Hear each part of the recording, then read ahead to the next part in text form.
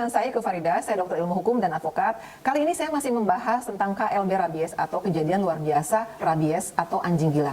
Virus rabies itu namanya virus Lisa, ditularkan oleh hewan yang sudah terinfeksi virus rabies atau virus Lisa itu melalui cakaran atau air liur ataupun melalui gigitan. Jadi hati-hati dengan binatang-binatang liar ya, khususnya yang tadi kucing, anjing, rakun, kera misalnya. Ada gejala tahap dini yang masih bisa diselamatkan dan ada gejala yang sudah agak parah ya. Gejala tahap dini itu ada demam tinggi, kemudian ada badan menjadi lemas, lesu, kemudian tidak ada nafsu makan, dan kemudian susah tidur, sakit kepala.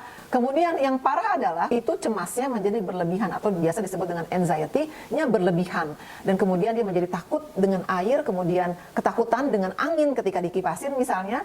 Kemudian dia merasa sangat haus, tapi setelah diberi minum malah jadi kejang-kejang.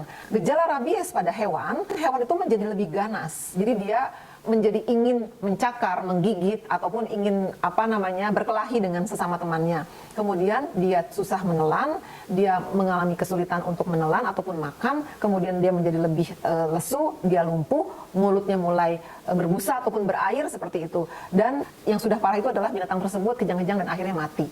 Beberapa kasus rabies yang tidak bergejala juga ternyata ada, bukan saja yang bergejala, dan ini yang membahayakan. Hewan tidak terlihat sakit, tapi kemudian tiba-tiba dia mati. Nah, apabila di rumah ada yang hewan tidak terlihat sakit, tiba-tiba dia mati, tolong segera periksa hewan-hewan yang lain dan segera dilakukan vaksinasi rabies. Bagaimana pengobatan rabies terhadap manusia? Menurut Kementerian Kesehatan, sebetulnya belum ada obat yang bisa menyembuhkan secara total kepada manusia.